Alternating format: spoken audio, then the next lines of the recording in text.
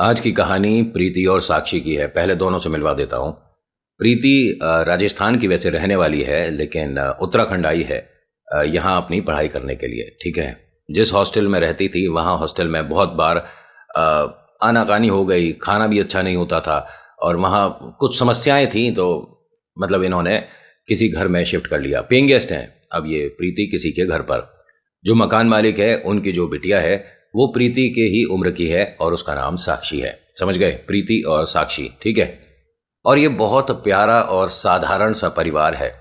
इनके पास 2 कमरे हैं और दोनों ही कमरे इन्होंने गर्ल्स को दे रखे हैं। दूसरे कमरे में कोई 2 लड़कियां रहती हैं।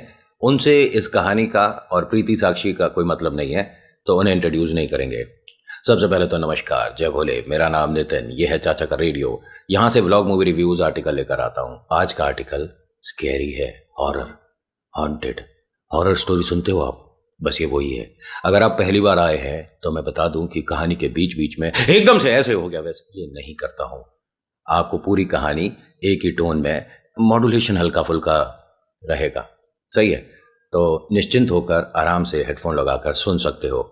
बाहर का थोड़ा नेचुरल साउंड, कोयल के भौंवों की और ट्रक के, बाइक के हॉर्न की आवाज़ आती रहेंगी, तो उसके लिए पहले से ही मैं आपसे सॉरी बोल देता हूँ। कहानी को ज़रा ध्यान से सुनेंगे। दोनों अच्छे कॉलेज में पढ़ रही हैं, लेकिन दोनों का कॉलेज अलग है। ठीक है। और धीरे धीरे दोस्ती बढ़नी शुरू हो गई। मैंने कहा था ना, ये कोयल को पता है कि इस टाइम मेरा रिकॉर्डिंग का टाइम होगा, तो भैया मोर्चा मार लो। ये भी वॉइस ओवर आर्टिस्ट है। वाह क्या बात है। किसी भी यूट्यूब में मतलब कहानियां जो सुनाते हैं, बताओ ऐसा साउंड आता है? आता हो तो बता देना मुझे। लोगों को लगानी पड़ती है डाउनलोड करके ऐसी आवाज़ें। यहाँ नेचुरल चल रहा है काम। इसको भी महीने का तनख्वाह देना पड़ेगा। अब फिर से सॉरी। होता क्या है कि साक्षी और प्रीति की दोस्ती गहरी होती चली जा रही थी। कभी कभी दोनों वक्त एक साथ बिताया करती थी। शाम को कहीं डिनर वगैरह पे चले गए, कभी मूवी देखने चले गए। दोस्ती बेहतरीन हो रही थी, एक दूसरे से बहुत बहुत ज़्यादा ये बातें करती थी, क्लोज आ गई थी। एक दूसरे की फैमिली को भी अच्छे से जान पहचान चुकी थी। और ये जो प्रीति है, जो कि पेइंग गेस्ट है, जो यहाँ पर किराए पर रह रही है, उसके मम्मा पापा भी आकर इस परिवार से, इन लोगों से मिल चुके थे। उन्हें बड़ा अच्छा लगा कि पहले थोड़ा सा लगता था कि जो वार्डन है ना जाने कैसे बच्चों को ट्रीट कर रही होगी, अब तो ऐसा ही लग रहा है कि अपने ही किसी घर पर किसी रिश्तेदार के हमारी बिटिया आई हुई है। तो एकदम वो रिलैक्स थे, सुकून था, कोई प्रॉब्लम नहीं थी। अच्छा, यहाँ ना प्रीति को एक प्रॉब्लम था। बार बार साक्षी को कहती थी कि देख, तू कॉलेज कभी कभी गाड़ी लेकर जाती है, तुझे गाड़ी तेजे से आती है, मुझे सिखा देना। और वो कहती थी कि बिल्कुल सिखा दूंगी, कभी भी हम दोनों को मौका लगेगा, रोड खाली होगी तो मैं सिखा दूंगी। एक बार की बात थी जो इनको इनके मन का करने को मिल गया। ये मूवी देख कर आ रही थी, बीच में ट्रैफिक लगा, बहुत ज़्यादा ट्रैफिक। इतना ज़्यादा ट्रैफिक हो गया कि घर पहुंचने में तकरीबन ये आज 1 घंटा लेट होने वाली थी। घर वालों का फ़ोन आया, उसने साफ बता दिया कि एक बीच में मिसहैपनिंग, मतलब एक दुर्घटना हो गया जिसकी वजह से ये ट्रैफिक एकदम ब्लॉक हो गया है। सो हम दूसरी तरफ से, थोड़ा सा लंबा रास्ता पड़ता है, हल्का फुल्का सा घना जंगल टाइप का है, लेकिन इतना भी नहीं कि वहाँ कभी कोई रोड पे गाड़ी ना चलती हो। हम वहाँ से आ जाएंगे। मम्मा पापा ने कहा कि बेटा वो ठीक नहीं है रोड, इतनी ज़्यादा सुनसान वीरान, तुम दोनों अकेली बिटिया। अरे हम दोनों अकेले हैं तो क्या, हाँ हाँ हम, आप निश्चिंत रहिए, किसी से डरते नहीं हैं। बहुत सारी और कॉन्फिडेंस वाली बातें करी और माता पिता ने कहा कि ठीक है आ जाओ। अब साक्षी और प्रीति इस रोड पर आ तो गई, लेकिन दोनों को भीतर ही भीतर डर लग रहा था। अपने डर पर से काबू करने का या उस डर को कम करने का कोई और तरीका हो सकता था, लेकिन ये गलत था। ऐसी रोड जो कि सुनसान है, रात में वीरान है, और वहाँ गाड़ी भी अब इस वक्त ज़्यादा नहीं आ रही, तो ये कोई गाड़ी सीखने का समय नहीं था। अगर आपको सीखनी है तो आप पब्लिक एरिया जो होता है वहाँ सीख लो, लेकिन पब्लिक से थोड़ा सा बचाकर, कैसे भी करके मैनेज करो। लेकिन ऐसे सुनसान वीरान पे, जिस पे ड्राइवर को सिर्फ एक्सीलेटर पे पैर रखना चाहिए और दौड़ाए चले जाओ, क्योंकि जगह ठीक नहीं है, ऐसे में आप एक नए ड्राइवर के हाथ में गाड़ी देकर उसे सीखने को बोलते हो। पहली मूर्खता तो आपकी यही थी। खैर, होता क्या है कि साक्षी और प्रीति यहाँ एकदम डिसीजन लेते हैं कि भाई रोड बहुत अच्छी है, एकदम प्लेन है, सुनसान है, और यहाँ तू गाड़ी सीख सकती है। हाँ हाँ, बहुत बहुत बढ़िया। अब जिसे गाड़ी चलानी नहीं आती उसे तो आप कहीं भी मौका दे दो, वो तो खुश हो जाएगा। इसके साथ भी ऐसा ही हो रहा है। और प्रीति को साक्षी ने स्टीयरिंग पे बिठाया और कहा कि देख, धीरे धीरे तुझे पहले क्लच दबाना है, फिर हल्का हल्का सा एक्सीलेटर छोड़ना है, और मतलब गियर डालने के बाद, ठीक है।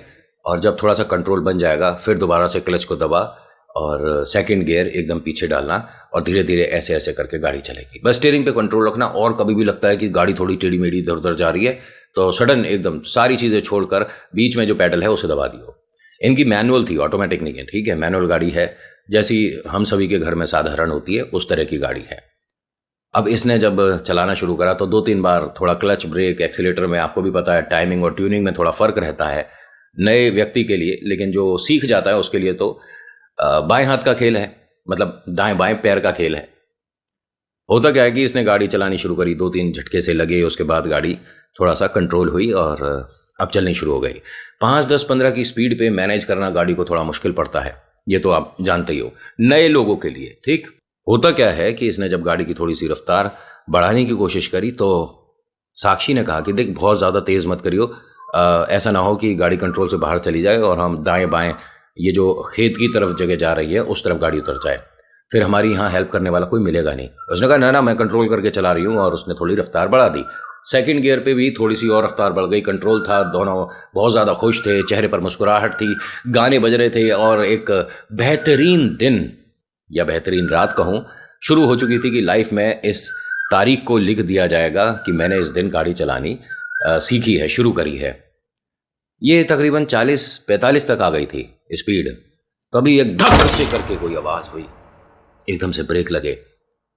दोनों को बड़ा अफसोस हुआ कि कोई पैदल था जो कि सामने से गाड़ी के आ गया और हिट हो गया। इन दोनों ने देखा कि कोई निकल रहा था यहाँ से, कोई आदमी है, और एकदम से उसको देख नहीं पाए और पता नहीं कैसे हो गया। ब्रेक लगाए, गाने वगैरह सब बंद हो गए, एक दूसरे को देखते हैं, पसीने पहुंचते हैं। ये हमसे बहुत बड़ी गलती हो गई, पापा को फ़ोन करती हूँ। अरे नहीं नहीं, अभी अभी अंकल को फ़ोन मत कर, पहले हम इन भाई साहब को, ये जो भी थे ना, हॉस्पिटलाइज करा देते हैं, हॉस्पिटल में मतलब एडमिट करा देते हैं, उसके बाद देखते हैं क्या क्या होता है। दोनों बाहर उतरती हैं, इन्हें यहाँ पर कोई नहीं मिला, दूर दूर तक कोई नहीं, गाड़ी के नीचे दाएं बाएं इधर उधर कोई नहीं था। ये कहाँ गए, और ज़्यादा चिंता हुई। लेकिन साक्षी ने कहा कि हो सकता है कि उनके ज़्यादा नहीं लगी और वो उठकर चले गए जब तक हम गाड़ी से उतरकर बाहर आए हैं। नॉर्मल सी बात है। नॉर्मल तो नहीं थी ये, आपकी गाड़ी किसी से टकराई थी, आप उतरकर देखने आए और वो नहीं है, तो ये क्या रोज़ होता है आपके साथ? नहीं ना, कुछ तो अजीब था, ये नॉर्मल नहीं था। लेकिन ये दोनों गाड़ी में बैठती हैं, अब गाड़ी यहाँ से दोबारा चलनी शुरू होती है। लेकिन इस बार गाड़ी साक्षी ही चला रही थी, ठीक है, कि बस यहाँ से किसी तरह से भी निकलना है। और प्रीति इतनी ज़्यादा डर गई थी कि मैं नहीं चला सकती गाड़ी, मुझसे बहुत बड़ी गलती हो गई, मैंने किसी को हिट कर दिया, आज पहली बार गाड़ी चलानी सीख रही थी और मेरे से ये दुर्घटना हो गया, आई एम सॉरी, तेरी गाड़ी में भी बहुत लगी होगी। अब गाड़ी वैसे साक्षी चला रही थी, एकदम कहती है कि अरे हमने गाड़ी तो देखी नहीं कि उसमें लगी है नहीं लगी, पापा बहुत डांटेंगे। उतरकर इन्होंने मोबाइल का लाइट जलाकर पूरी गाड़ी चेक करी, सामने से ही मतलब वो दुर्घटना हुआ था ना, तो कुछ भी स्क्रैच वगैरह नहीं था। अरे हमारे मन का वहम तो नहीं कि हमने किसी को हिट करा है, मतलब ना सामने कोई स्क्रैच है ना कोई आदमी दिखाता, ये सब हुआ क्या है? हो सकता है हमारे मन का वहम हो। अब इसने दोबारा से गाड़ी स्टार्ट करी। अभी घर से तकरीबन ये 7 किलोमीटर के आसपास दूर थी। मन में डर ये 7 किलोमीटर का 10 हो चुका था। बार बार एक दूसरे से कह रही थी कि घर आ जाए जल्दी से, बस घर आ जाए जल्दी से। तभी इन्होंने क्या देखा कि सामने एक आदमी इस तरह से हाथ दे रहा है, रोको रोको रोको, बड़ी सी उम्र का है, 40-48 के आसपास, मतलब 40 से 48 के बीच में उनकी उम्र रही होगी। इन्होंने, क्या हमें ऐसे गाड़ी रोकनी चाहिए? अरे नहीं, बस तू सीधा चलाते रहे। अरे किसी की हेल्प करने में क्या प्रॉब्लम है? तुम दोनों को वैसे ज़रूरत क्या थी हेल्प करने की? ऐसी सिचुएशन में जिसमें अभी कुछ ऐसा अजीब हुआ है उसमें भी हेल्प करनी है, करो। गाड़ी रोकती हैं, शीशा नीचे करती हैं, पूछती हैं जी अंकल बताइए। तो वो जो आदमी है कहता है कि बेटा मुझे घर तक छोड़ दोगे? उन्होंने कहा जी जी बिल्कुल, वैसे यहाँ पे अंकल कन्विंस आता नहीं है, आप यहाँ तक कैसे आ गए? बेटा बस मैं गलती से आ गया, रास्ता भटक गया था, आप मुझे मेरे घर तक छोड़ दोगे? बहुत आराम से कही उसने। इन दोनों को भी थोड़ा देखे दया आई कि उम्रदार है, हाथ में एक बड़ा सा पुराना हाथों का बना थैला था, ऊन का या धागे का, पता नहीं कैसे, लेकिन चलिए आ जाइए बैठ जाइए। अब वो आकर बैठा, इन्होंने गाड़ी स्टार्ट करी, लेकिन गाड़ी में बहुत अजीब सी स्मेल आने लगी इस आदमी के बैठते ही। शीशा नीचे करना पड़ा, मतलब ऐसे किसी को टोक नहीं सकते ना कि आप में से बहुत ज़्यादा बदबू आ रही है, आप में से दुर्गंध आ रही है। क्या पता आदमी कौन सी जगह जॉब करता हो, कोई फैक्ट्री हो ऐसी जहाँ से ये सारी बदबू कपड़ों के साथ आ जाती है, क्या पता। दोनों ने शीशे नीचे करे और चलना शुरू करा। तभी उस आदमी ने कहा, बेटा आपने कहा था मुझे घर छोड़ दोगे, ये कहाँ जा रहे हो? उन्होंने कहा, आपका घर किधर है? सॉरी, हमने पूछा नहीं। तो इस आदमी ने कहा कि गाड़ी घुमा लो। अरे बड़ी अजीब बात है भाई, अगर तू किसी से लिफ्ट मांग रहा है तो नेचुरल सी बात है, वो सीधा जो जा रहा है उससे तूने लिफ्ट मांगी, तुझे आगे ही कहीं उतरना होगा। ऐसा थोड़ी ना होगा कि अब तेरे को लिफ्ट देने के चक्कर में वो वापस टर्न करके पीछे जाएंगे। यही हुआ इनके साथ। इसने कहा, बेटा मेरा घर तो पीछे है। साक्षी ने कहा कि फिर आपको रोड के उस तरफ खड़ा होना चाहिए था ना, जो गाड़ी उधर से आ रही होती वो आपको लिफ्ट आपके घर तक देगी, आप इस साइड क्यों खड़े थे? नहीं बेटा, बस मैं डर रहा था रोड क्रॉस करते में कहीं कोई गाड़ी मुझे एकदम से आकर उड़ा ना दे, मैं बहुत धीरे धीरे चल पाता हूँ, इसीलिए बच्चे लोग प्लीज मेरे को आप वहाँ छोड़ दो। बहुत आराम से ये बात कर रहा था। चलिए ठीक है, हम गाड़ी घुमाते हैं। लेकिन प्रीति ने ना एकदम साक्षी का हाथ रोका कि हम गलत कर रहे हैं, ये वापस क्यों जा रहे हैं? उसने कहा, नहीं कोई बात नहीं, हम चलते हैं। अब इन दोनों ने गाड़ी वापस रॉन्ग साइड पे चलानी शुरू कर दी। उस आदमी ने एग्जैक्ट उसी लोकेशन पर लाकर गाड़ी रुकवाई। बस यहीं रोक दीजिए जहां पर इनसे किसी को गाड़ी में हिट हुआ था। ये दोनों एक दूसरे को देखती हैं। उस आदमी के बैक सीट पे पीछे बैठे बैठे हंसने की आवाज आने लगी। क्या हुआ? क्या हुआ? जगह कुछ जाने पहचाने लग रही है।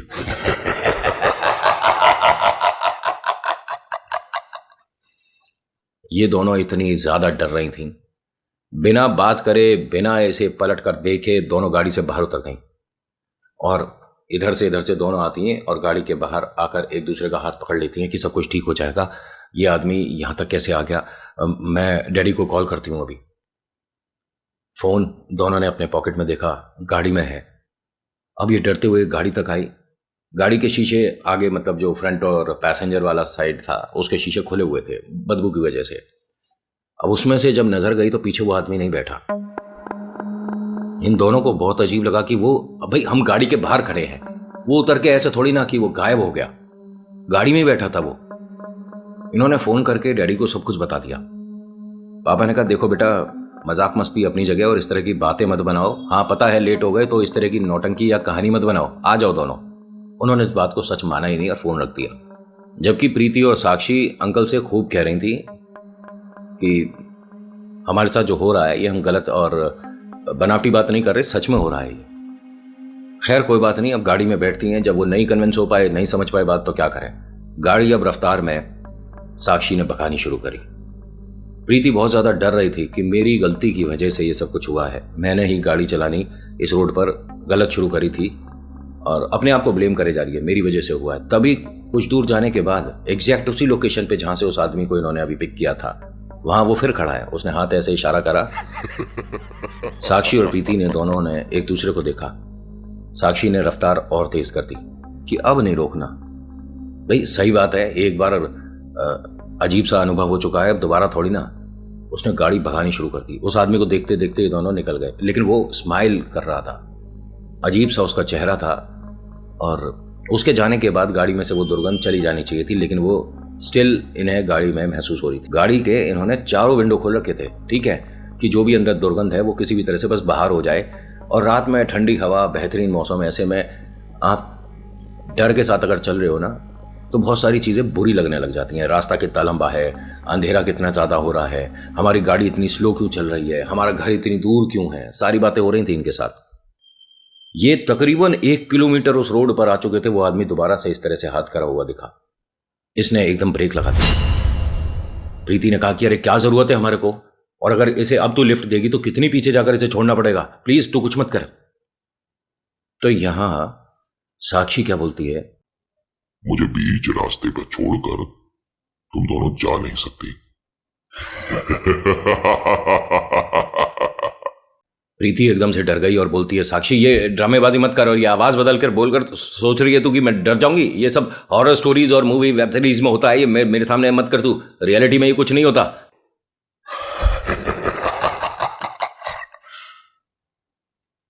अच्छा, तूने गलती करी थी, उसके बाद भी नहीं मान रही? देख, मैं लास्ट टाइम बोल रही हूँ कि ये सब मत कर, वरना मैं अंकल को फ़ोन कर दूंगी और बताऊंगी ये सारी बातें कि तू किस तरह से मुझे डराने की कोशिश कर रही है। ये मत कर। साक्षी एकदम क्या बोलती है, क्या नहीं करूं? और गाड़ी यहां कैसे रुकी है? प्रीति ने बोला कि अभी तू उस आदमी की तरह से बात कर रही थी ना। उसने कहा, पागल है, मैं कुछ भी नहीं कर रही थी। और ये कहानी मत बना, मुझे सच में ऐसी चीजों से बहुत डर लगता है। अब यहां प्रीति बोलती है, तो मुझे बीच रास्ते पे क्यों छोड़कर आ गई? मुझे मेरे घर तक छोड़। साक्षी एकदम गाड़ी से बाहर उतरी, घूमकर आती है, प्रीति की तरफ का दरवाजा खोलती है और कहती है, बाहर उतर, बाहर उतर। उसे बाहर उतार दिया। क्या हुआ? नहीं, अभी तूने क्या किया था? नौटंकी कर रही थी ना। उसने कहा, मैं नौटंकी कर रही थी? अरे तू ड्रामेबाजी कर रही थी, तूने आवाज बदली थी, कोई भारी सी आदमी की सी आवाज करके तू मेरे को डराने की कोशिश कर रही थी। मैं नहीं, तू कर रही थी। अपनी बात ना मेरे ऊपर मत, वरना मैं अभी डैडी को फोन कर दूंगी, कल तेरा ना सामान बाहर हो जाएगा। अरे ठीक है, मुझे भी तुम्हारे नहीं रहना, तू तो मेरे पर बेकार का इल्जाम डाले जा रही है जब मैंने कुछ किया ही नहीं है। ये दोनों आपस में बहस कर रही थी, झगड़ रही थी। जो साइड वाला मिरर होता ना गाड़ी के बाहर, रियर व्यू मिरर, उस पर इन दोनों का नजर गया। बात करते करते चुप हो गई, क्योंकि पीछे वाली सीट पे वो आदमी फिर से बैठा हुआ दिखने लगा। साक्षी गई, दरवाजा खोलकर कहती है, बाहर उतरो। बेटा मुझे आगे मेरे घर तक छोड़ दो ना। हाँ हाँ, आप प्लीज बाहर उतरिए। प्रीति ने कहा कि जब कह रहे हैं कि हम आपको नहीं ड्रॉप कर सकते, आप प्लीज उतर जाइए, वरना हम पुलिस को फोन कर देंगे। अरे बेटा, आप दोनों तो गुस्सा हो रहे हो, मैं आता हूं। वो धीरे धीरे खिसकता हुआ सीट पर से बाहर तक आया। बाहर आकर खड़ा हो गया उनके पास ही। फिर से वही दुर्गंध आनी शुरू हो गई, बहुत ज्यादा।